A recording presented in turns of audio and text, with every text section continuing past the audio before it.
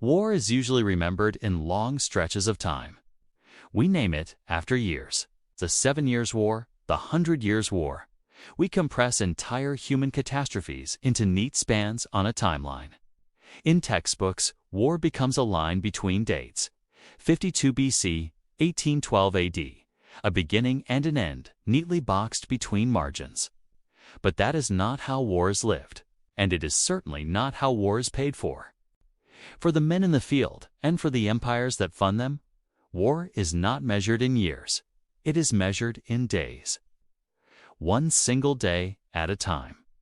From the moment the sun rises over a military camp, the meter starts running.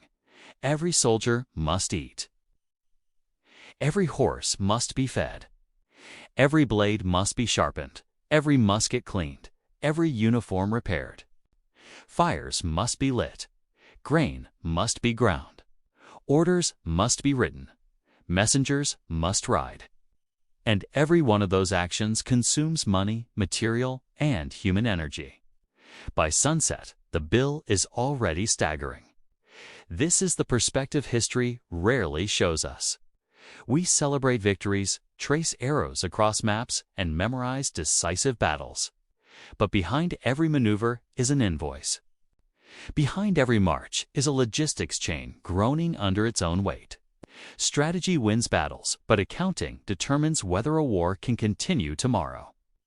Today, we are going to audit the books of history. We will not ask who was the greater general or whose tactics were more brilliant. Instead, we will ask a colder question: what did ambition cost per day?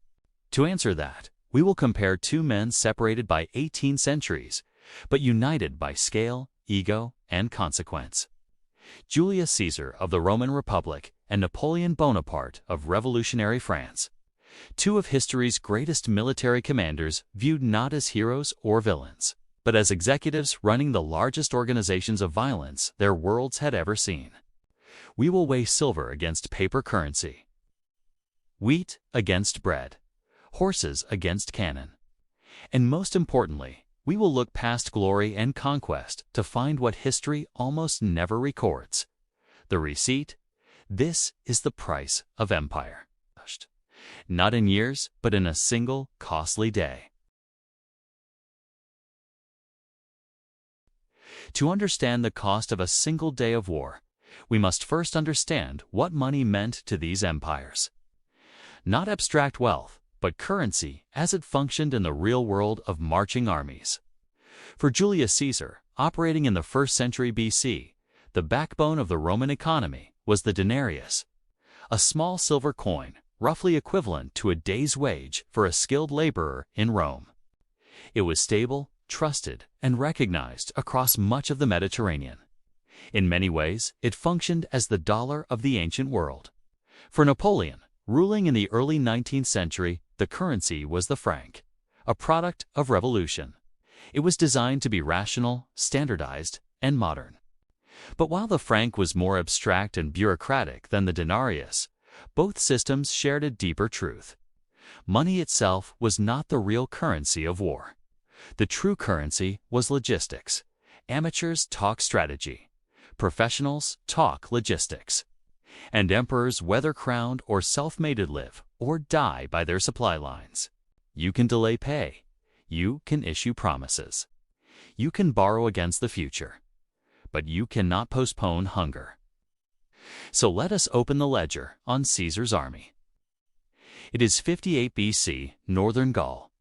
Julius Caesar commands 4 legions, roughly 20,000 Roman citizens under arms, supported by thousands of auxiliaries, servants, slaves, and non-combatants. On paper, this looks like a manageable force. In reality, it is an economic organism that must be fed, clothed, and moved every single day. Start with wages. A Roman legionary does not fight for free. Historically, Roman military pay was low, deliberately so. But Caesar understood something fundamental. Loyalty is purchased. Over the course of his campaigns, he effectively doubled the annual pay of his soldiers to around 225 denarii per year. At first glance, this seems straightforward. Multiply wages by manpower, and you have your daily cost. But Rome had developed a far more sophisticated and insidious system. The genius of the Roman military economy was the deduction system. On paper, a legionary earned roughly 6 denarii per month, less than a laborer in the city of Rome. But the state did not simply hand this over. From that wage, the soldier paid for his own food. He paid for his boots. He paid for his bedding. Often, he even paid for replacements of his own equipment. What looked like a salary was, in reality, a credit arrangement for 4 legions. The theoretical payroll reached around 12,000 denarii per death, equivalent of paying 12,000 skilled workers every morning. But much of that money never left Caesar's treasury immediately. 'Twas withheld, deducted, delayed. Caesar held the cash. He promised to pay out later.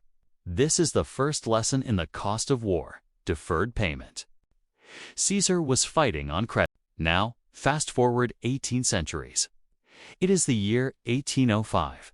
Europe is at war, and Napoleon Bonaparte has assembled what is, by any historical standard, an unprecedented military machine. The Grande Armée is not merely larger than Caesar's legions, it exists on an entirely different scale. Where Caesar commanded tens of thousands, Napoleon commands hundreds of thousands. At its height, the Grande Armée would swell beyond 200,000 men, and in later campaigns approach 500,000. With that expansion, the daily cost of war does not rise linearly. It explodes, begin again with wages. A French private earned roughly 30 to 35 centimes per day. In purchasing power, this was barely enough to buy a loaf of bread and a cheap drink in a Paris tavern. It was not meant to create comfort. It was meant to sustain motion, but multiply that small number by 200,000 men. Every morning before a single shot is fired, Napoleon's government is spending 70,000 francs simply to keep soldiers legally in uniform. This does not include officers, specialists, engineers, or artillery crews. This is the base cost of human presence. And unlike Caesar, Napoleon cannot hide this expense as easily. His army is paid in paper and coin, accounted for by clerks, and tracked through ledgers. The French state feels the drain immediately, so Napoleon changes the equation. Caesar relied heavily on supply lines, long trains of mules carrying grain from friendly provinces. Napoleon looks at the cost of wagons, the vulnerability of convoys, the slowness of traditional logistics, and he makes a ruthless calculation. He divides his army into self-sufficient corps, each 20 to 30,000 men strong. Each corps is capable of marching, fighting, and surviving independently. And then he gives them a simple, chilling order: live off the land. To modern ears, this phrase sounds almost pastoral. In reality, we have talked about food, wages, and movement. These are the costs that accumulate quietly, day after day. But war has moments when expense becomes sudden, violent, and irreversible. Moments when the bill is no longer theoretical. To see this clearly, we will examine 2 specific days. 2 battles separated by nearly 2 millennia, yet united by the same brutal logic. One fought by citizens with swords, the other by mass armies with gunpowder. First, August 9th, 48 BC, the Battle of Pharsalus. Julius Caesar faces Pompey Magnus in a Roman civil war. This is not a clash of foreigners. This is Rome devouring itself.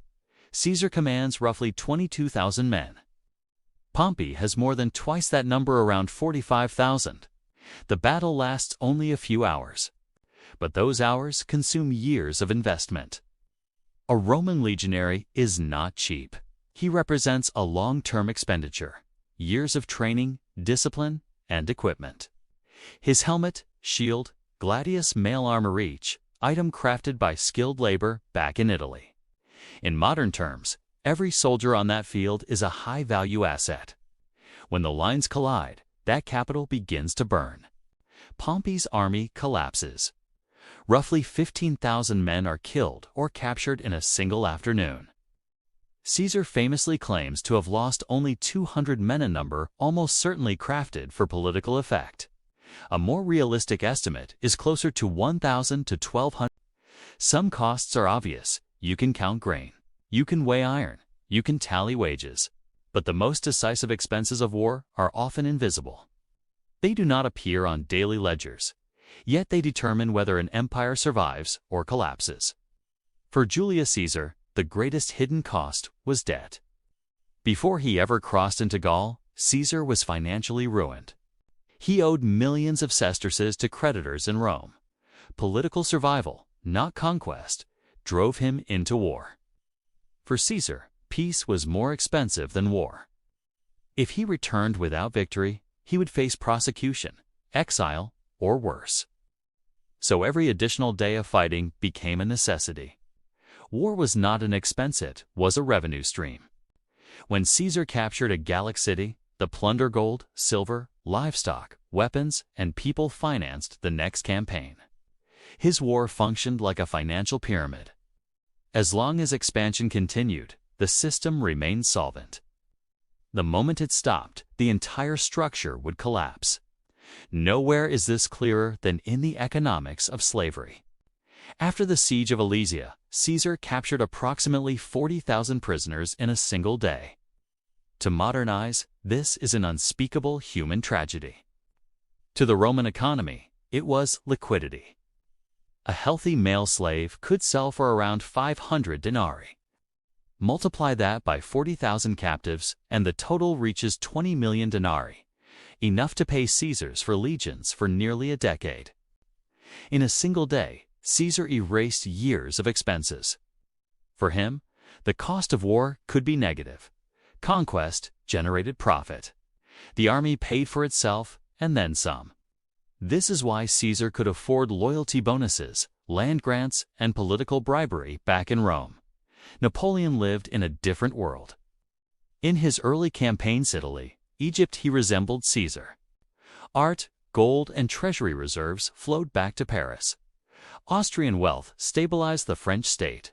Victories balanced the budget. But by the time of Spain and Russia, the equation had changed. These regions were poor.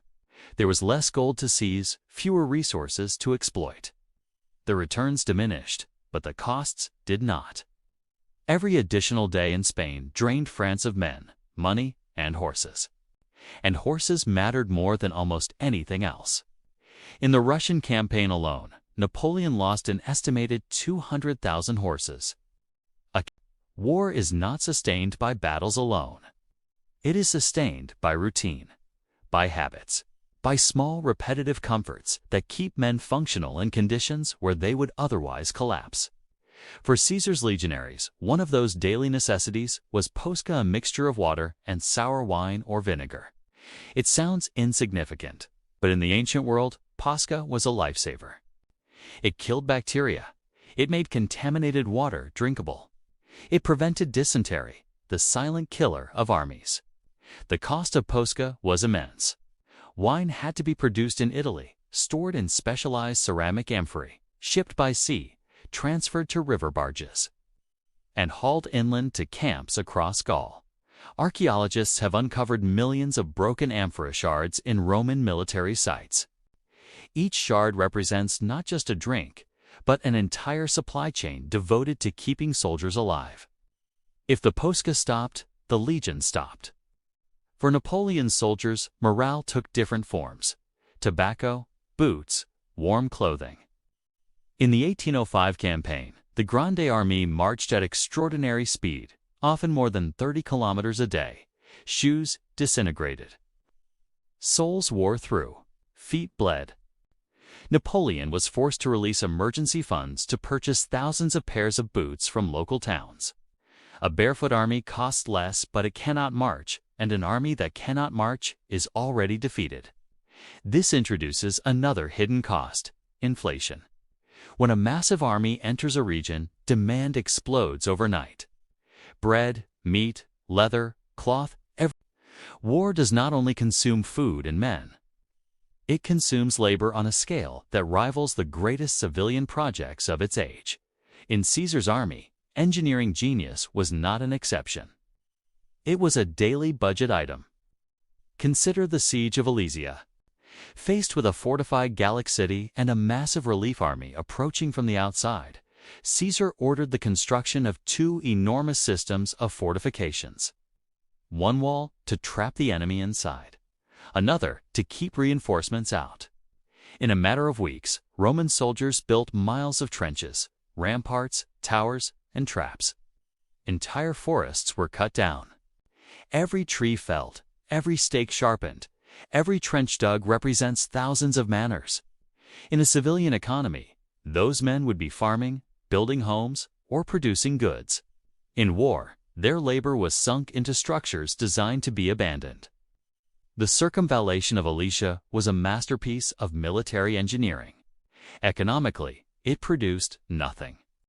Unlike an aqueduct or road projects that paid dividends for centuries, these walls existed only to enable one battle. Once Vercingetorix surrendered, the structures were left to rot. Napoleon's army faced a similar problem, but in industrial form. The French war machine ran on metal, cannons, muskets, wagons, but metal wears out. A musket's flintlock mechanism degraded with use. A good flint might last 20 shots. In major battles, hundreds of thousands of flints were consumed in a single day. These were not ordinary stones. They had to be mined from specific regions, shaped precisely, and transported across Europe. When flints ran short, muskets became clubs. Caesar's legions faced their own version of this problem. The pilum, designed to bend on impact, was tactically brilliant and economically wasteful. After one throw, it was often ruined. Camps required mobile forges, constant supplies of iron ore and charcoal, and skilled smiths working every night. The smoke of the forge was as much a part of the Roman camp as the smell of sweat and latrines. This is the true nature of sunk cost in war. Enormous effort. Enormous expenditure. No lasting asset. Victory is the only justification. Even that justification expires quickly. So let us now do what empires rarely do in real time. Now comes the dangerous part. The part historians usually avoid. Numbers adjusting historical costs across centuries is always imperfect. Currencies change. Economies evolve. Purchasing power is slippery. But even rough estimates reveal something essential about the nature of these wars. Let us start with Caesar. A single Roman legion of roughly 5,000 men cost the state an estimated 50,000 to 100,000 US dollars per day in modern purchasing power equivalents. This figure includes food, wages, equipment maintenance, logistics, and administrative support. At his peak, Caesar commanded up to 10 legions. That puts his daily burn rate at approximately $1 million per day. This was enormous by ancient standards. But it remained manageable because Caesar's army was relatively light. Soldiers carried much of their own equipment. Supply trains were short. Technology was simple. Steel, leather, and grain were expensive, but not industrially complex. Now compare this to Napoleon. By item Baba Yisharar, the Grande Armée had transformed warfare into an industrial process. 500,000 men. Massive artillery trains, hundreds of thousands of horses, wagons, depots, uniforms, muskets, powder, clerks, engineers, and surgeons. The estimated daily cost of Napoleon's army during the Russian campaign ranges between 15 and 20 million US dollars per day in modern equivalents. Napoleon's, whether holding a gladius or a musket, the soldier always pays the same price. He pays with time. He pays with youth. And often, he pays with his life. In Caesar's Rome, a man enlisted for 20 years. If he survived, the reward was land a small farm carved from conquered territory. That was the contract. A lifetime of discipline and danger in exchange for a chance at stability. Many never reached that day.